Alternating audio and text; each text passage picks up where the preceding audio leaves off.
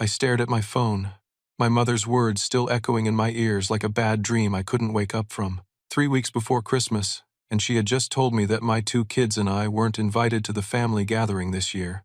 My younger brother Derek was bringing his new girlfriend home to meet everyone, and he specifically requested that Emma and Lucas not be there.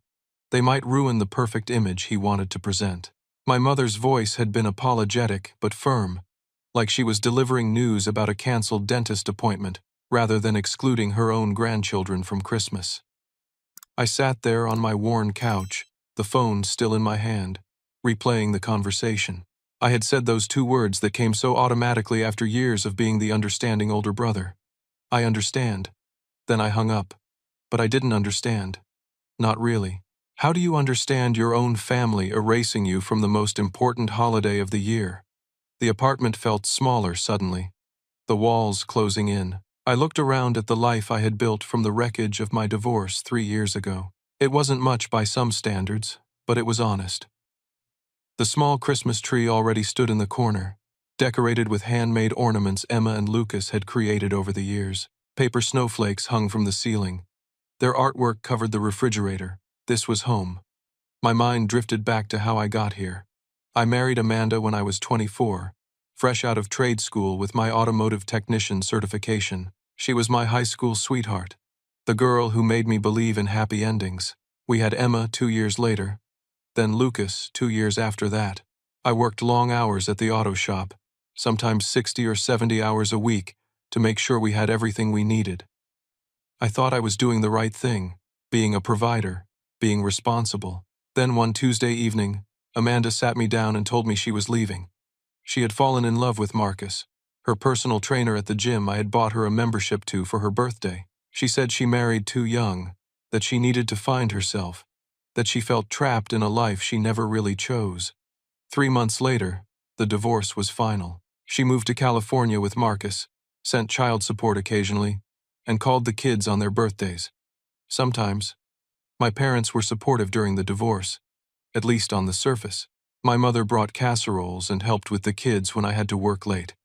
My father gave me advice about custody arrangements. But there were comments, little digs that stung more than they probably meant to. Maybe you should have seen it coming, Sean. Perhaps if you had spent more time at home, did you really not notice she was unhappy? Derek, on the other hand, had sailed through life on a different current entirely. 5 years younger than me, he was the golden child who could do no wrong. While I was changing oil and rotating tires, Derek was getting his marketing degree at the state university. I helped pay for his textbooks when he ran short on money. I gave him my old Honda Civic when he needed a car for his internship. I covered for him when he missed family dinners because of parties or dates. Now Derek drove a luxury sedan, worked at a prestigious marketing firm downtown, and lived in a sleek, high-rise apartment with floor-to-ceiling windows. He posted pictures on social media of business trips to Miami and Los Angeles, fancy restaurants, networking events with people in expensive suits. He rarely visited me or the kids, always too busy with client meetings, industry conferences, building his brand. I had never resented him for it. I was proud of my little brother. I thought he was proud of me too, in his own way. I was the steady one, the reliable one, the one who showed up and did the work without complaining. Apparently, that made me forgettable, erasable, inconvenient. The apartment was quiet except for the hum of the refrigerator and the distant sound of traffic outside. Emma and Lucas were at their after-school program, wouldn't be home for another hour. I sat in the silence, holding my phone, staring at the screen. Then it buzzed. A group text message from my extended family. Aunt Patricia had started a thread about the Christmas gathering. Everyone was chiming in with excited messages. "Can't wait to see everyone! So excited to meet Derek's girlfriend. Should I bring my famous green bean casserole? What time should we arrive?" I scrolled through 23 messages. Not one person mentioned me. Not one person asked where I would be, or if I was bringing the kids. It was like we had already vanished, edited out of the family portrait before the picture was even taken. My mother hadn't told anyone we were excluded. To them, it probably looked like I was just being quiet, maybe busy with work. They had no idea that their nephew and niece, their cousin's kids, had been deemed unacceptable for the perfect family Christmas. My hands started shaking. Not from sadness anymore, but from something else. Something that felt like anger, beginning to wake up after a long sleep. That evening, Emma came bounding through the door with her backpack bouncing on her shoulders. Her cheeks flushed from the cold December air. Lucas followed behind her, dragging his coat on the floor like he always did despite my reminders to hang it up. They were beautiful, my kids. Emma had my dark hair and her mother's green eyes. Lucas had my blue eyes and a smile that could light up a room. They were good kids, kind kids, the kind of children any grandparent should be proud to claim. Emma dropped her backpack and ran to me. "Dad, are we going to Grandma and Grandpa's house for Christmas like always?" She was 8 years old, smart as a whip, and already learning to read the room better than most adults. I could see the hope in her eyes, the excitement of continuing a tradition she loved. I felt my chest tighten. How do you tell your child that she's not wanted?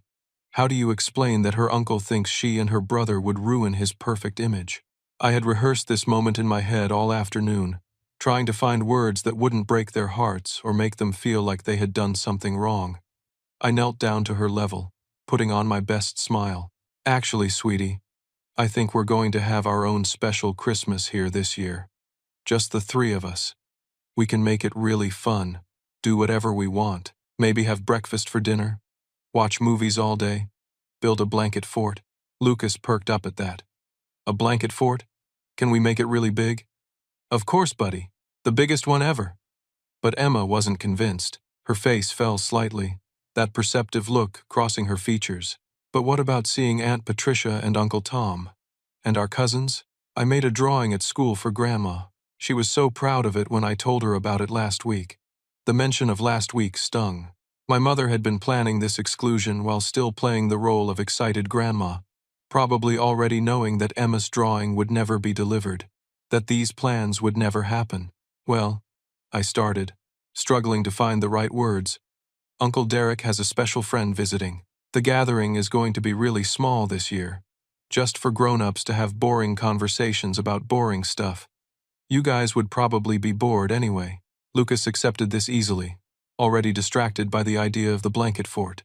But Emma kept watching me, her green eyes searching my face. She asked quietly, almost in a whisper, "Don't they want us there, Dad?" Those 6 words nearly broke me. I pulled both kids into a hug, holding them tight. "Of course they want you," I lied, hating myself for it. "It's just complicated grown-up stuff. But I promise you, we are going to have the best Christmas ever, just the 3 of us. You have my word." Emma hugged me back, but I could feel her doubt, her sadness. Kids know when adults are lying to protect them. It doesn't make the lie hurt less. It just teaches them that sometimes love comes with conditions, that sometimes you're not quite good enough for the table. Over the next few days, I threw myself into work and planning. I picked up extra shifts at the auto shop, working late into the evenings after the kids were in bed. My boss, grateful for the help during the busy winter season, didn't ask questions. The overtime pay would help me afford better presents, make Christmas morning special enough to overshadow the absence of extended family. Maybe I just couldn't carry it alone anymore. So I told him. The whole story spilled out. The phone call from my mother, Derek's request, the exclusion of my kids, the group text where my entire family acted like we didn't exist. Brian listened without interrupting, his expression growing darker with each detail. When I finished, he sat back in his chair and let out a long breath. "That is completely messed up, Sean. That's not family. That's not how you treat people. Especially not kids who never did anything wrong." It felt validating to hear someone else say it, to have my anger and hurt reflected back as justified. "I'm just trying to make Christmas good for them despite all this," I said. "They deserve better than to feel rejected." "You all deserve better," Brian corrected. "Look, if you change your mind, my wife and I would love to have you guys over for Christmas. Serious offer. The more the merrier." I appreciated it, really did, but I knew I needed to do this on my own. "Thanks, man. Really. But I think we need our own Christmas this year.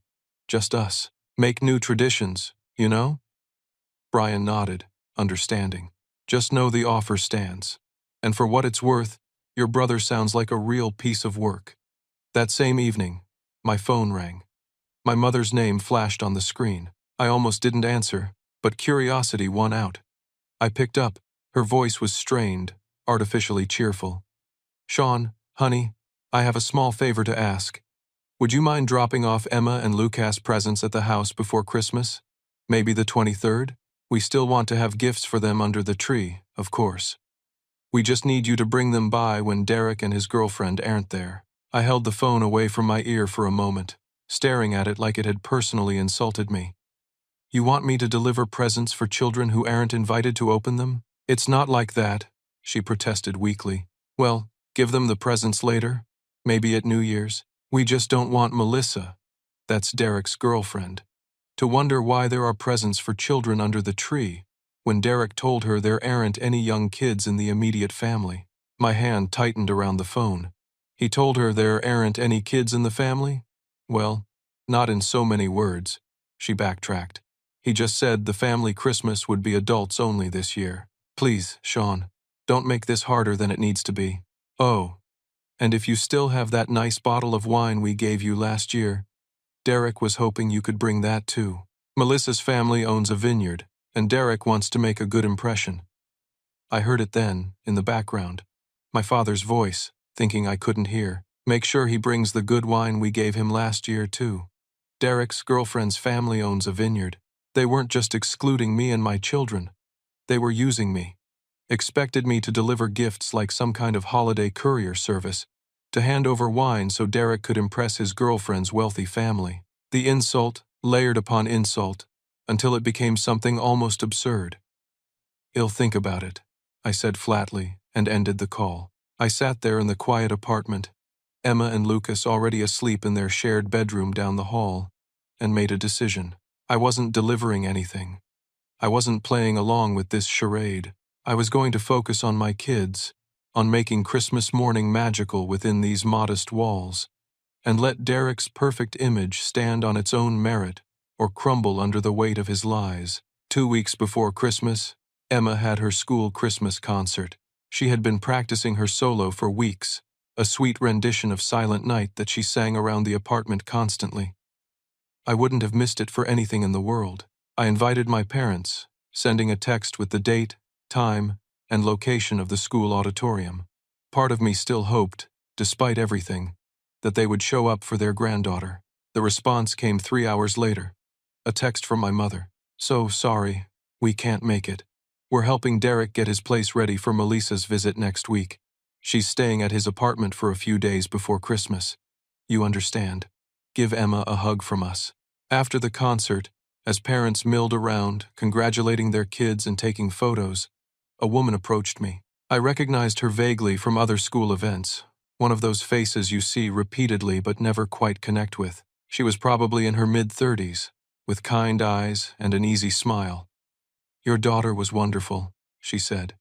"That solo was beautiful." "Thank you," I replied, watching Emma across the room showing off her performance to some friends. "She's been practicing for weeks, I can tell. I'm Catherine, by the way. My daughter Zoe is in Emma's class.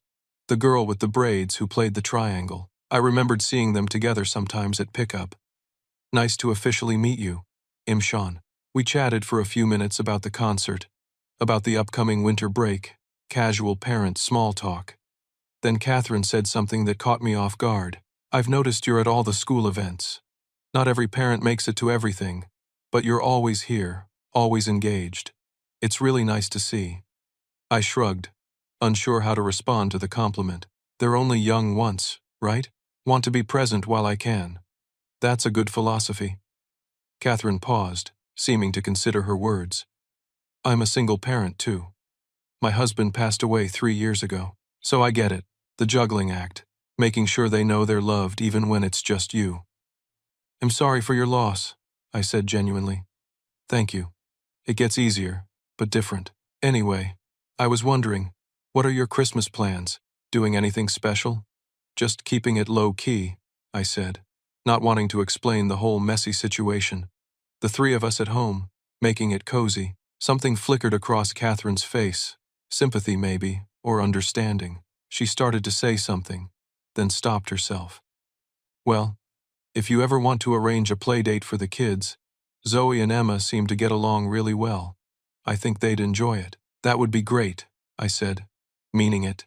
We exchanged numbers, and Catherine gave me one more smile before heading off to find her daughter. It was a small moment, a brief connection, but it reminded me that not everyone saw my circumstances as shameful or inconvenient. Some people just saw a parent trying his best. The next day, something strange happened.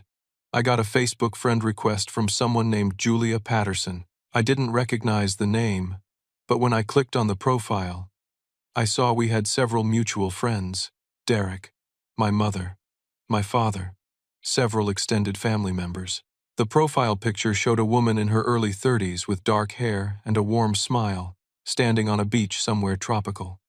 Curiosity got the better of me, and I accepted the request. Immediately, a message notification popped up. Julia Patterson had sent me a direct message. My pulse quickened as I opened it. "Hi, Sean. I'm sorry to reach out like this, but I think you should know something about Christmas. I hope this isn't overstepping." I stared at the message, confused. Who was this person? I typed back. "Hi, Julia. I'm sorry, but who are you exactly?" Her response came quickly. "I'm Melissa's sister, Derek's girlfriend. We've never met, but I heard your name mentioned and did some digging. I think you and I need to talk." My heart started pounding. I typed back, "I'm listening." What came next was a series of messages that made my blood run cold. Julia explained that her sister Melissa had been dating Derek for 8 months. Melissa had mentioned to Julia that she was excited to go home with Derek for Christmas to meet his wonderful family. According to Derek, his family was extremely close-knit, sophisticated, and successful. He had specifically told Melissa about his older brother, the successful business owner who was always traveling for work. Julia's next message hit like a punch to the gut. Derek told Melissa, "You're in Europe right now on business. He said you're some kind of international car dealership owner, always flying between London and New York. That's why Melissa won't be meeting you at Christmas. You're supposedly out of the country." I read the message 3 times, each time feeling more stunned. He had created an entire fictional version of me, complete with a career and a lifestyle that bore no resemblance to reality. And in this fiction, I apparently had no children. I typed back, "Melissa doesn't know I have kids." Julia's response was immediate. Derek told her he has no nieces or nephews. He said it's just him and his parents for Christmas, very intimate. My sister values family more than anything. She comes from a big, close family. That's part of why she was so excited about Derek. He painted this picture of a perfect family dynamic. Another message followed. "I found out the truth by accident. I was at my parents' house last week and saw an old photo on their mantel. It was from Derek's Facebook from a few years ago, a family gathering. There were kids in the photo. When I asked Melissa about it, she looked confused and said Derek definitely told her there were no young kids in the immediate family. That's when I started digging and found your profile. Those are your kids in that photo, aren't they?" "Yes," I typed back, my hands shaking. "Emma and Lucas. They're 8 and 6. Julia sent one more message. "I'm so sorry. I debated whether to reach out, but this felt wrong. My sister deserves to know the truth about who she's dating. And you deserve to know that Derek is literally erasing you and your children from existence to impress her family. Melissa's parents are wealthy. Her father owns several businesses. I think Derek sees her as a career opportunity as much as a relationship." I sat back, my mind reeling. This was worse than I thought. Derek wasn't just embarrassed by my circumstances or worried about managing complicated family dynamics. I could tell my parents what I learned, but they had already chosen his side. I could do nothing and let Derek's house of cards stand, but that felt like accepting my own erasure. The next morning, after dropping the kids at school, I called my mother. I needed to hear it from her directly, needed to confirm what Julia had told me. She answered on the 3rd ring, her voice cautious. "Sean, is everything okay? I need to ask you something, and I need you to be honest with me. Does Melissa know I exist? Does she know about Emma and Lucas?" The silence on the other end stretched for several seconds. Then my mother sighed. "Derek asked us to be careful about what we discussed during her visit. He wants to make a good first impression." "That's not what I asked," I pressed. "Does she know I exist?" Does she know about my children? Another pause. He told her you're a businessman who travels internationally. He didn't specifically mention that he has nieces and nephews. No. So he lied to her. He didn't lie exactly, my mother said defensively. He just simplified things. Has planning to tell her everything once they're more serious, once she's more invested in the relationship. When? I asked, my voice rising. After they're engaged? After they're married? When does my family stop being a secret? You're being dramatic, Sean. This is just for one holiday season. I took a breath, trying to stay calm. What exactly did Derek ask you not to talk about? My mother's voice became uncomfortable. He asked us not to bring up certain topics that might seem complicated or might give the wrong impression. What topics? Your divorce, she said quietly. Your job at the auto shop. The kids. Anything that might seem, well, blue-collar or messy. Melissa comes from a very refined background, and Derek wants her to see our family in the best possible light. Do you hear yourself? I asked, incredulously. You're erasing your own grandchildren to help Derek maintain a lie. You're pretending I don't exist so he can impress some woman. We're trying to support him, she snapped back. The same way we supported you during your divorce. Derek has worked so hard to build his career and his life. This woman's family has connections that could help him. We're just trying to give him the best chance. You never erased Derek from my life when I was going through hard times, I shot back. You never asked him to pretend to be someone else or to hide parts of the family. Why am I different? Because Derek never asked us to choose, she said, her voice sharp now. You're being selfish, Sean. It's one Christmas, one holiday. Can't you just let your brother have this? And what happens after Christmas? I asked. Do I stay erased? Do Emma and Lucas stay hidden? When does Derek plan to gradually introduce the full family situation, as you put it? He said once Melissa is more invested, once they're more serious, he'll start explaining things gradually. These relationships take time, Sean. You, of all people, should understand that. I felt like I was talking to a stranger. This woman who raised me, who used to defend me on the playground, who cried at my wedding, was now treating my existence like an inconvenient truth to be managed and concealed. I need to go, I said quietly. Sean, wait. Don't do anything rash. Don't ruin this for Derek out of spite. Before I could respond, I heard my father's voice in the background, sharp and clear. He must have grabbed the phone from my mother because suddenly his voice was directly in my ear. You've always been jealous of your brother's success, he said coldly. Don't ruin this for him out of spite. He's going places you never could, Sean. He has potential. Don't drag him down because you're stuck. Those words hit harder than anything else. My father, the man who taught me to change a tire, who came to my high school graduation, who walked me through my first car repair, thought I was stuck, thought I was dragging Derek down, thought my jealousy was the problem rather than Derek's lies. I hung up without responding. My hands were shaking so badly I had to set the phone down on the kitchen counter. I stood there in my small apartment, surrounded by my kids' drawings and photographs, by evidence of a life lived honestly, if not perfectly, and felt something shift inside me. I was done being understanding, done being accommodating, done shrinking myself to make room for Derek's ambitions, done teaching my children that their existence was something to apologize for. I picked up my phone and opened the message thread with Julia. Are you still willing to help me with something? Her response came within minutes. Absolutely. What do you need? Over the next hour, we crafted a plan. Nothing vengeful, nothing cruel, just the truth, delivered at the right moment. Julia would arrange for Melissa to see reality with her own eyes, to understand exactly who Derek was beneath the carefully constructed image.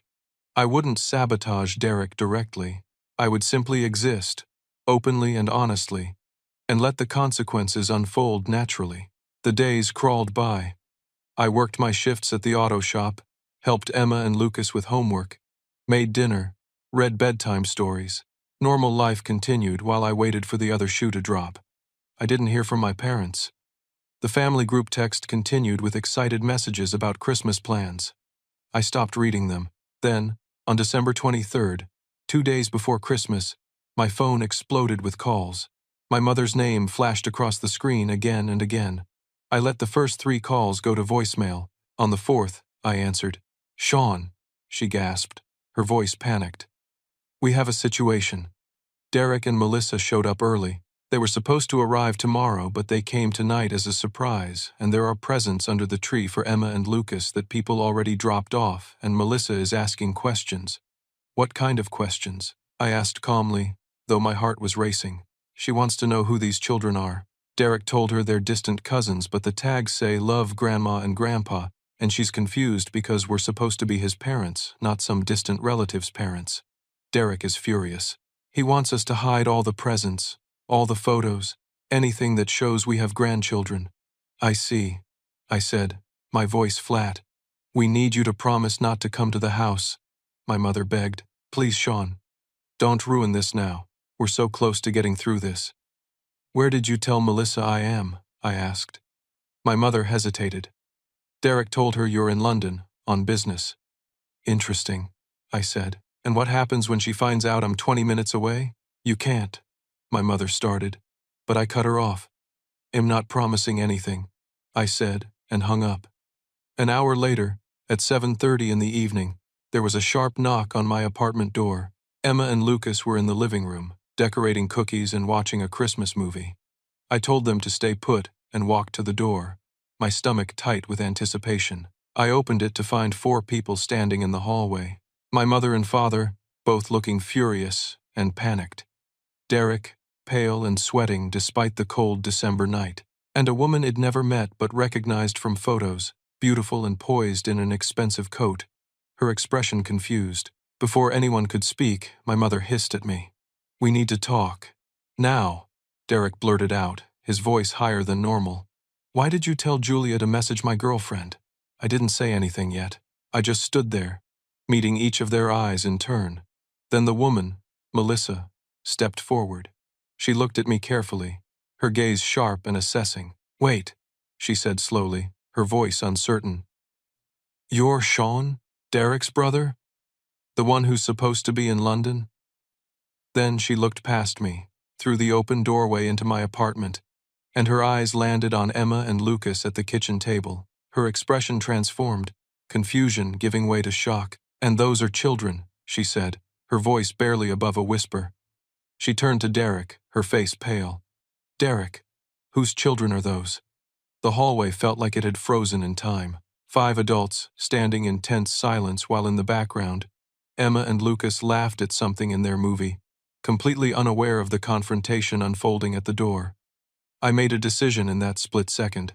Whatever happened next, my kids weren't going to be spectators to it. "Come inside," I said quietly, stepping back to open the door wider. Melissa walked in first, her eyes never leaving Emma and Lucas. My parents followed, both looking like they wanted to be anywhere else in the world. Derek came last, his face a mask of panic and anger. I closed the door behind them. Emma looked up from the cookies, her face brightening when she saw familiar faces. "Grandma! Grandpa!"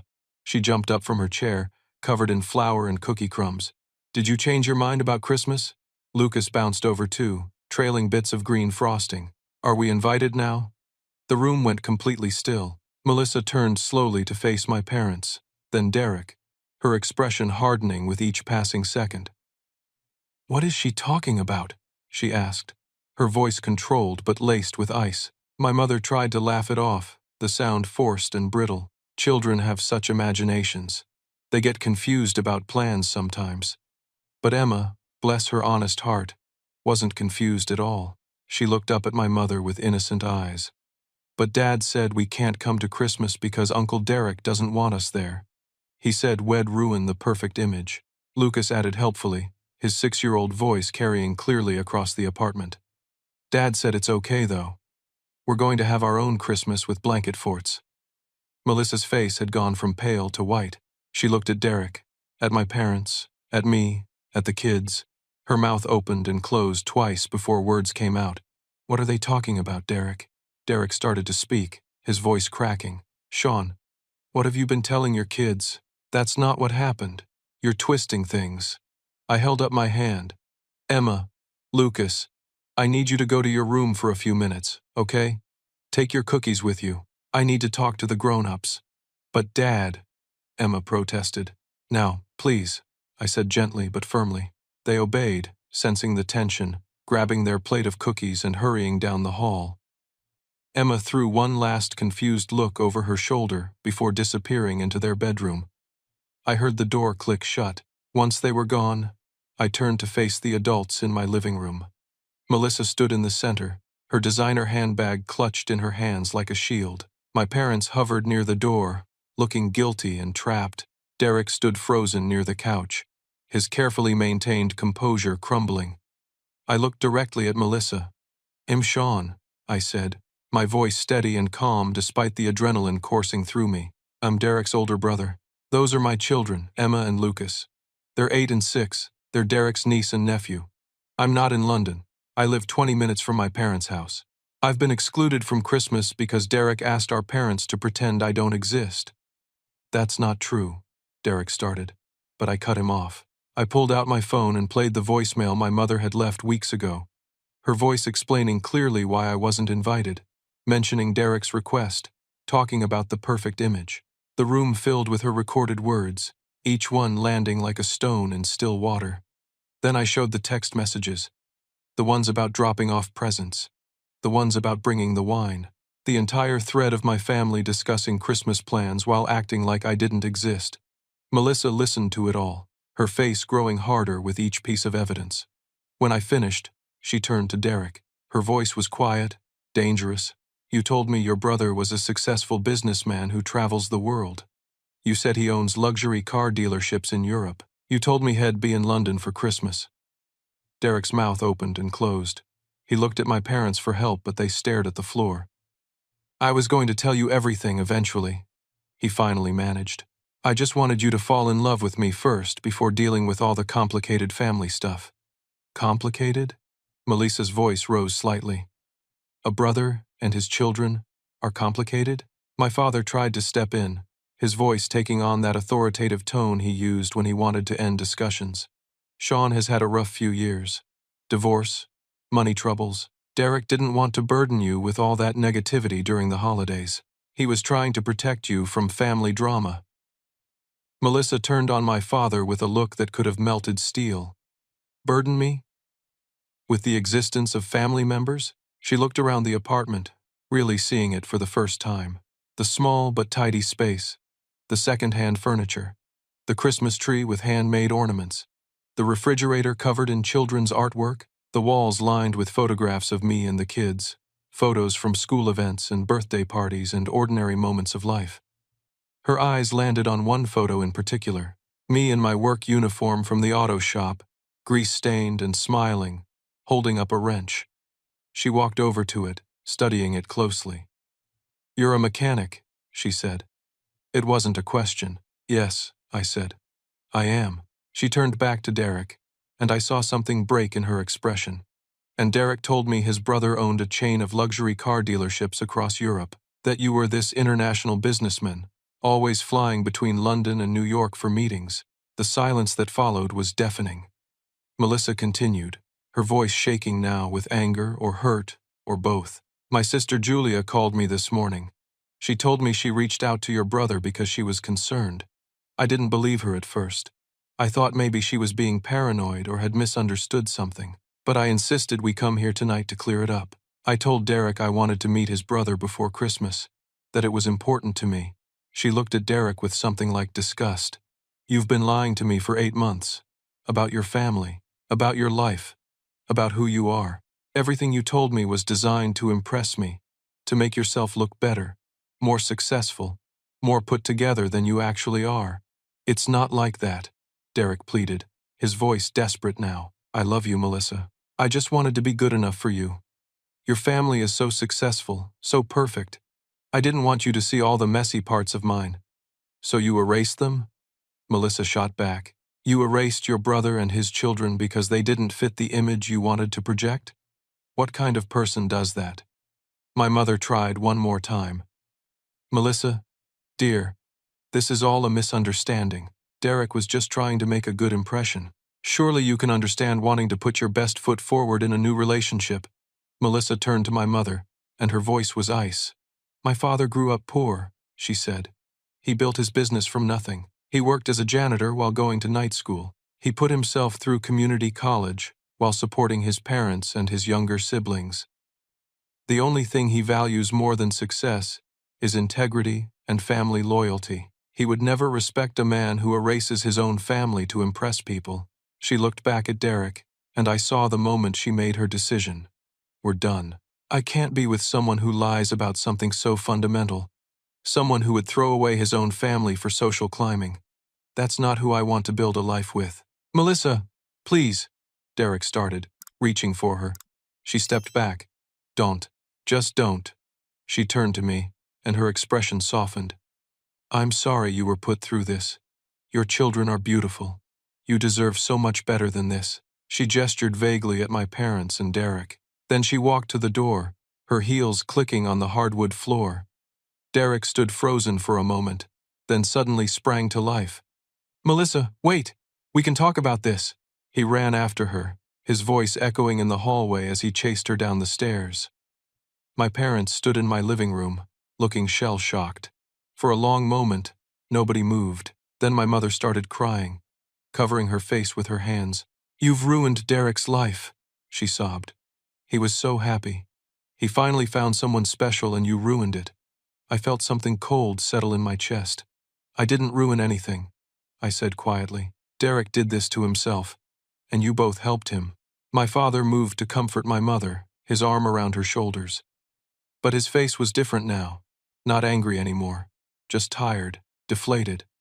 He looked at me with something that might have been shame. We were just trying to help him succeed, he said weakly. By erasing me and your grandchildren, I asked. That's not help. That's betrayal. My mother looked up, her mascara running, her face blotchy with tears. We never meant to hurt you. We thought you'd understand. You've always been so strong, so capable. Derek needed us more. So you took me for granted, I said. You assumed I'd just accept being invisible because I wouldn't make a fuss about it. You assumed my kids would be fine with learning that their grandparents value their uncle's image more than their existence. That's not fair, my mother protested weakly. Fair? I felt my voice rise despite my efforts to stay calm. Fair would have been treating both your sons with equal respect. Fair would have been telling Derek that lying to his girlfriend about his family was unacceptable. Fair would have been standing up for your grandchildren instead of hiding them like they're something to be ashamed of. My father sank onto the couch, his face in his hands. Your brother always needed more help, he said, his voice muffled. You were always so independent, so self-sufficient. You figured things out on your own. Derek needed guidance, support, someone to open doors for him. I walked to the window, looking out at the December night, at the lights from other apartments where other families were preparing for Christmas. So you helped him by teaching him that integrity doesn't matter? That family is disposable if it doesn't serve your interests? That's the guidance you gave him? We made a mistake, my father said quietly. A terrible mistake. My mother stood up, wiping at her eyes. What do we do now? How do we fix this?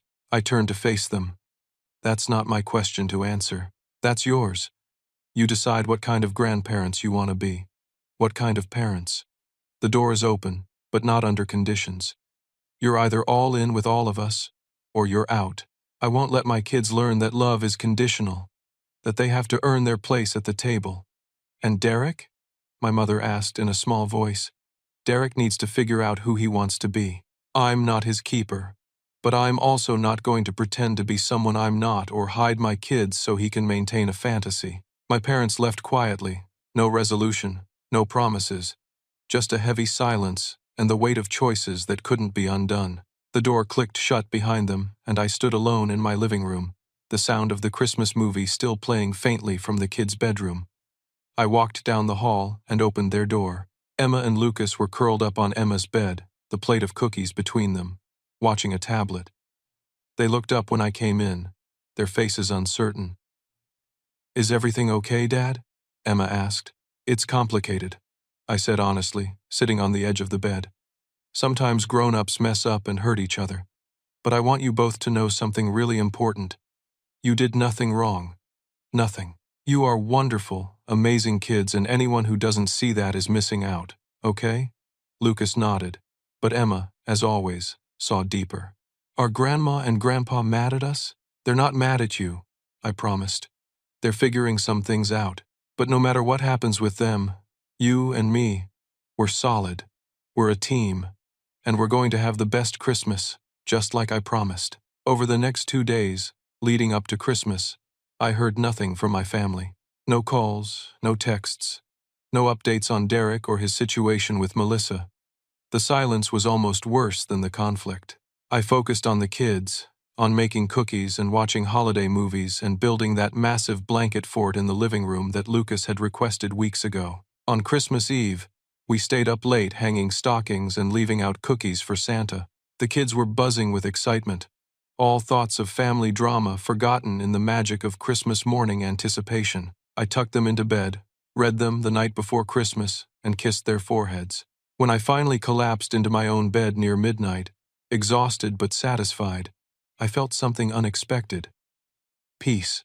Despite everything, despite the broken family relationships and the uncertainty about the future, I felt like I had done the right thing. I had refused to disappear. I had refused to teach my children that their worth was negotiable. Christmas morning arrived with Lucas jumping on my bed at 6:15, Emma close behind. They dragged me to the living room where our modest tree stood, surrounded by the presents I had carefully saved and budgeted for. We spent the morning in pajamas, opening gifts and playing with new toys and eating breakfast for dinner, because that was our tradition now.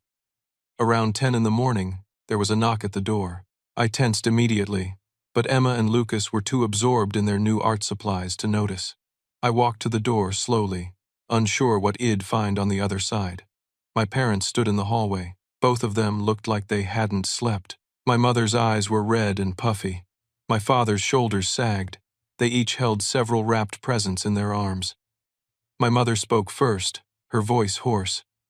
"We're so sorry, Sean. We were wrong, so completely wrong. Can we please spend Christmas with our grandchildren?" My father added quickly, his own voice thick. "And with you, son. If you'll have us." I looked at them for a long moment, searching their faces for sincerity, for real understanding of what they had done and why it mattered. I saw regret there, genuine regret.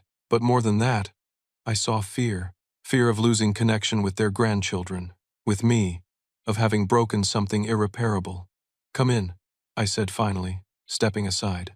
The change in the apartment was instantaneous. Emma and Lucas screamed with joy, running to hug their grandparents. My parents dropped to their knees, hugging the kids back. My mother crying again, but different tears this time. My father's eyes were wet too as Lucas showed him his new toy truck, and Emma pulled my mother over to see her art supplies.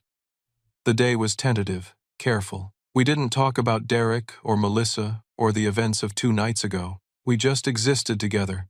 My parents helping make Christmas dinner in my tiny kitchen. My father getting down on the floor to build a racetrack with Lucas. My mother sitting with Emma and painting watercolors at the kitchen table. In a quiet moment, while the kids were in the living room showing off their new things, my father found me at the sink washing dishes. He picked up a towel and started drying without being asked. We worked in silence for a few minutes before he spoke. "I said you never went anywhere," he said quietly, not looking at me. "That you were stuck. That Derek was going places you never could. I need you to know I was completely wrong about that." I didn't respond, just kept washing. "You became a man who shows up," he continued, "who keeps promises, who puts his kids first no matter what. That's further than most people get in a whole lifetime. That's further than I got, if I'm being honest. I took you for granted because you made everything look easy. I forgot that just because you didn't complain didn't mean you weren't struggling. I'm sorry, Sean. I'm so sorry." I set down the dish I was washing and turned to face him. Being a father isn't about being perfect. It's about showing up and trying to do better when you mess up. You're here now. That matters. He nodded, wiping at his eyes with the dish towel. "We're going to do better. Your mother and I talked all night. We're going to be the grandparents Emma and Lucas deserve, and the parents you deserve." The days after Christmas were strange in the best way. My parents called every day, asking about the kids, making plans to visit. They asked about my work, actually listened when I talked about projects at the auto shop. They showed up to Emma's basketball game on December 30th, sitting with me in the stands, cheering until their voices were hoarse. Derek remained silent. No calls, no texts, nothing. I learned through the family grapevine, through a cousin who reached out, that Melissa had indeed broken up with him permanently. Apparently, her father had called Derek personally to tell him how disappointed he was in his character, in his willingness to deceive and manipulate to get ahead. That call, my cousin said, had hit Derek harder than the breakup itself. 3 days after New Year's, I got a text from Derek. Just 4 words. I'm sorry. I was wrong. I didn't expect forgiveness. I stared at the message for a long time. I wasn't ready to respond. Maybe I would be someday. Maybe not. But I didn't owe him immediate absolution just because he finally acknowledged reality. Forgiveness, real forgiveness, would take time and proof of change. I left the message unread. A week into January, I got a message from Julia, Melissa's sister. She thanked me for handling everything with dignity, for not stooping to cruelty even when I had every right to be angry. She mentioned that Melissa was doing okay, was actually relieved to have discovered Derek's character before things went any further. Julia also said something that stuck with me. She wrote, "You showed her what real integrity looks like. You didn't need to destroy your brother to prove your point. You just existed honestly, and that was enough." At work one afternoon in mid-January, Brian found me during lunch break. We sat in the break room with our sandwiches and coffee. "So," he said, "I've been meaning to ask, how did everything turn out with the whole Christmas situation?" I filled him in on everything. The confrontation at my apartment, Melissa walking out, my parents' tentative reconciliation, Derek's silence, and eventual apology. Brian listened, shaking his head in amazement. "You could have destroyed your brother when you had the chance," he said. "You had all the ammunition, all the moral high ground. You could have made him look terrible. That wouldn't have helped my kids see how real men handle conflict," I said. "I wanted them to see that truth doesn't need cruelty to win, that you can stand up for yourself without tearing someone else down. That integrity matters more than revenge." Brian raised his coffee cup in a mock toast. "That's wisdom right there, man. Your kids are lucky to have you." That weekend, I took Emma and Lucas to the park. It was cold but sunny, one of those crisp winter days where the sky is impossibly blue. They ran around on the playground while I sat on a bench, watching them play, listening to their laughter carry across the frozen grass. My phone buzzed. A text from my mother asking if they could take the kids to the zoo next weekend. I smiled and texted back yes. Then another buzz, this one from Catherine, the single mother I'd met at Emma's Christmas concert. She was asking if the kids wanted to have a playdate with her daughter Zoe, maybe grab pizza together. I responded yes to that too. Life was moving forward, building new connections, healing old wounds. Not perfect, not without scars, but honest and real. Emma came running over, her cheeks flushed from the cold. "Dad, watch me on the monkey bars. I'm getting really good." "I'm watching," I called back. "Show me what you've got." She ran back to the playground equipment, and I watched her climb and swing with determination. Lucas cheering her on from below. These were my kids, beautiful and brave and completely themselves. And they would grow up knowing that their existence was never something to hide, never something to apologize for. Later that evening, after dinner and baths and bedtime stories, after Emma and Lucas were asleep in their room, I sat on my couch in the quiet apartment.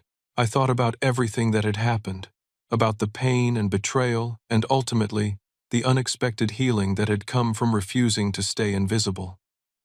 I pulled out my phone and opened the Notes app. I started typing, trying to put into words what I had learned, what I wanted to remember on hard days, what I hoped my kids would understand someday when they were old enough to really grasp what had happened. I wrote, "Being strong doesn't mean accepting disrespect to keep the peace. Real family isn't about pretending to be perfect or hiding the messy parts.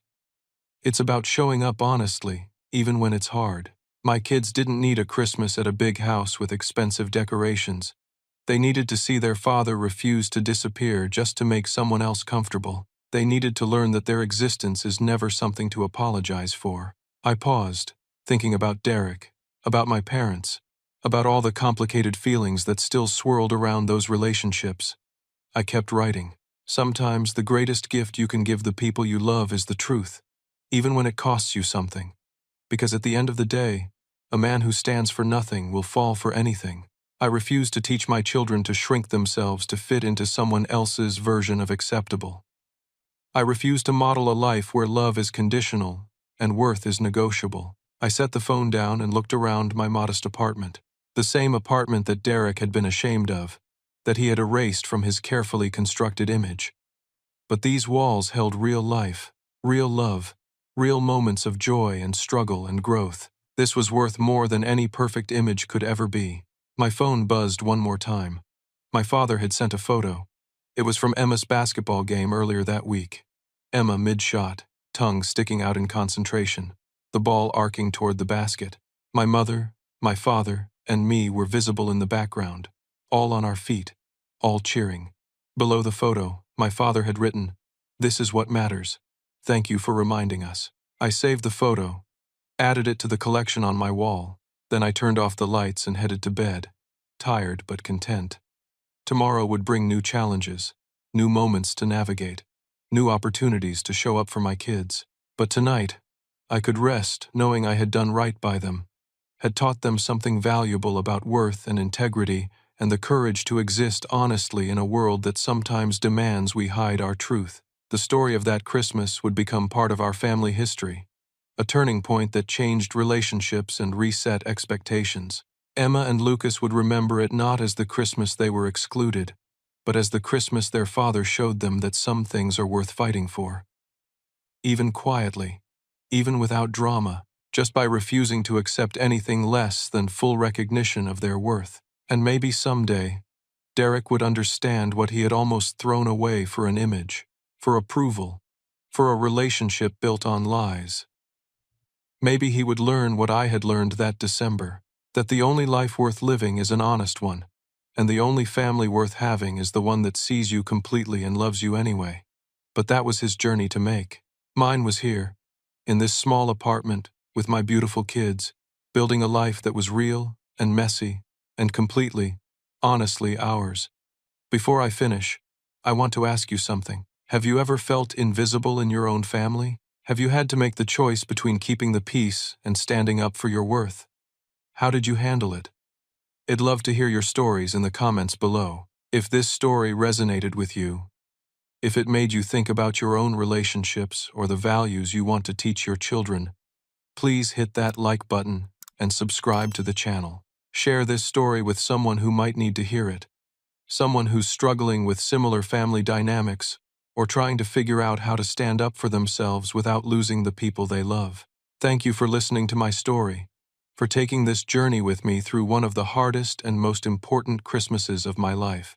I hope it reminded you that your existence is never something to apologize for, that real love doesn't require you to hide parts of yourself, and that sometimes the bravest thing you can do is simply refuse to disappear. Wishing you and your families honesty, integrity, and the courage to love each other completely. Merry Christmas, Happy Holidays, and here's to a new year filled with authentic connections and relationships built on truth. Take care of yourselves and each other.